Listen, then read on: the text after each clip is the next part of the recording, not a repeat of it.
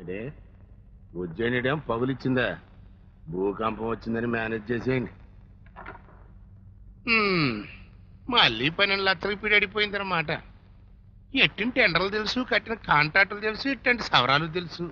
మొత్తం పేని కొసలాభం ఎంత వచ్చిందో చెప్పు. Total profit is thanks. అడిగింది చెప్పకుండా పువ్వు సర్దుకుంటావేటే? అది బయట సారిపోయిందిరా బాబు. లంకంత లెక్కలు ఒక నోటితో టక్కుని చెప్పాలంటే కష్టం. నిన్న పొద్దున పేపర్ కుర్రోడు మీద పైనుంచి రాయిసిరావంటే పిచ్చుకు మీద ఇసిరితే పిల్లాడికి తగిలింది. తిరిగి ఇసిరాడా? ఇసిరాడు. గురి తప్పి పక్క గుంట్లో పడింది. థ్యాంక్స్. రాత్రి నువ్వేం చేసావో తెలుసా? ఏం చేశాను? మనకు అడ్డుగా ఉన్నాడు కదా అని మీ ఆయన్ని నేనే చంపించేశానా? ఆయన నువ్వే చంపేశావని నీ చేత సంతకం పెట్టించేసుకున్నానే. ఎప్పుడు? 7వ ప్యాక్లో ఉండేట్టేవులే. నన్ను లోకు కట్టకు. చిరతపుల దగ్గర ఎంత జాగ్రత్తగా ఉంటానో సీమ దగ్గర కూడా అంతే జాగ్రత్తగా ఉంటాను. థ్యాంక్స్. ఒరే అశోక్, ఇలా కోర్టులో తీర్పులు, గొడవలు, వాదనలు అన్ని మానేసి పక్క వాయింపు సెక్షన్ మొదలు పెడితే కేసులన్నీ త్వరగా తేలిపోతాయని నిరూపించావరా? అసలు ఈ వేళ నిన్ను గురువు గారు మెచ్చుకుంటారు చూడరా. అమ్మ అయితే నీకు దిష్టి తీయడానికి సిద్ధంగా ఉంటుంది. కరెక్ట్.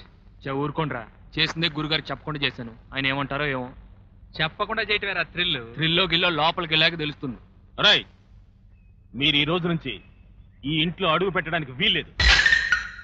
ఏం జరిగిందండి? వాళ్ళ మీద అరుస్తున్నారు. నాకు నచ్చంది జరిగింది కాబట్టే నేను ఈ నిర్ణయం తీసుకున్నాను. ఏంట్రా, ఏం చేశారు? మేం కాదమ్మా, వీడు ఒక అపోజిషన్ క్యాండిడేట్ ని తన్ని నిజం చెప్పించాడమ్మా. కొంచెం ఎమర్జెన్సీలో చేయాల్సి వచ్చింది.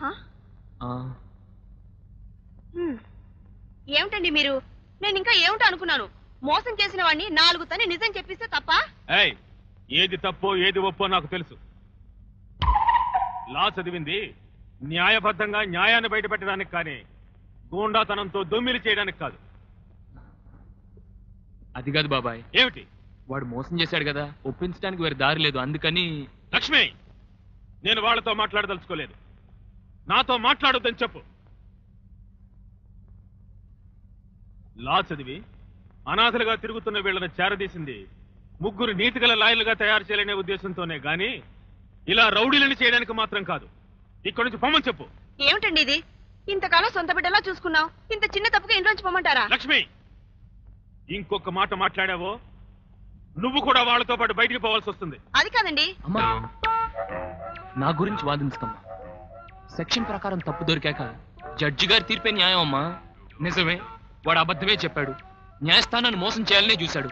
అయినా నేను గురుగారిని అడిగి కదా చేయాలి. చేయలేదు. ఈ ప్రయత్నంలో వాడిద్దరు మనుషుల్ని చంపాడు. ఆశలు పెట్టుకుని లేబర్కి అన్యాయం చేశాడు. పోలీస్ స్టేషన్ తీసుకెళ్తే అంతేగాని నిజం చెప్పలేదు. అందరూ దుర్గా ప్రసాద్ గారి శిష్యుడు అదరగొట్టాడని చప్పట్లతో బెదరగొట్టారు. కానీ దుర్గా ప్రసాద్ గారి గుండెల మీద కొడుతున్నామని ఊహించలేదే. మమ్మల్ని ఎందుకు క్షమించాలి? క్షమించకూడదు.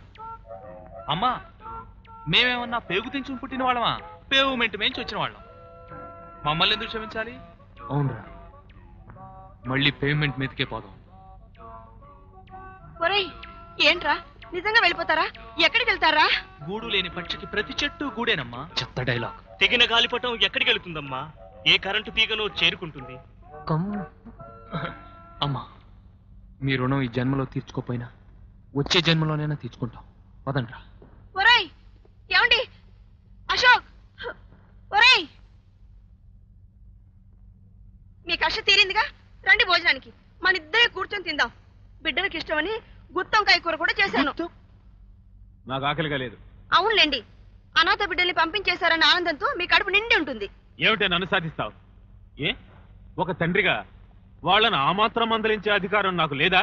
వాళ్ళు నా పరువు కోసం ఇదంతా చేశారన్న ఆనందం నాకు లేదనుకున్నావా? పొమ్మంటే వెళ్ళిపోవడమేనా? తప్పు చేశాం, ఇంకెప్పుడు తప్పు చేయం, మమ్మల్ని ఇంట్లోంచి వెళ్ళిపోమనడానికి మీరెవరు అని అడగొచ్చుగా. అవును, తప్పు చేశాం, ఇంకెప్పుడు తప్పు చేయం. మమ్మల్ని ఇంట్లోంచి వెళ్ళిపోమంటానికి మీరెవరు? క్షమించండి బాబాయ్. మళ్ళీ ఎప్పుడైనా ఎవరినైనా తంతారా? ఒకవేళ తన్నినా మిమ్మల్ని అడిగే తంతాం. మిమ్మల్ని అడిగాకే తంతాం. సరే, వెళ్ళి భోజనం చేయండి. వెళ్ళండి. రండి భోజనానికి. 20 అంతస్తులు కూలిపోయినాయా? Trade union లీడరా? అంత పెద్ద బిల్డింగ్ కూలిపోయి అంత మంది చనిపోతే కార్పొరేషన్ ఏ చర్య తీసుకోకుండా ఆడుకుంటుందా? దొంగలు ఊళ్ళు పంచుకున్నట్టు ఆ కాంట్రాక్టర్ తో మీరు కుమ్మక్కై ఈ అన్యాయాన్ని డబ్బుగా పంచుకుందామనుకుంటున్నారా? చనిపోయిన మా కుటుంబాలకు నష్టపరిహారం ఇవ్వాలి. అలా గాలికి కూలిపోయే బిల్డింగ్ కట్టిన కాంట్రాక్టర్ అరెస్ట్ చేయించి శిక్ష వేయించాలి. 24 గంటల్లోగా చర్య మీరు తీసుకుంటారో మమ్మల్నే తీసుకోమంటారో నిర్ణయం మీ మీదే ఆధారపడి ఉంటుంది.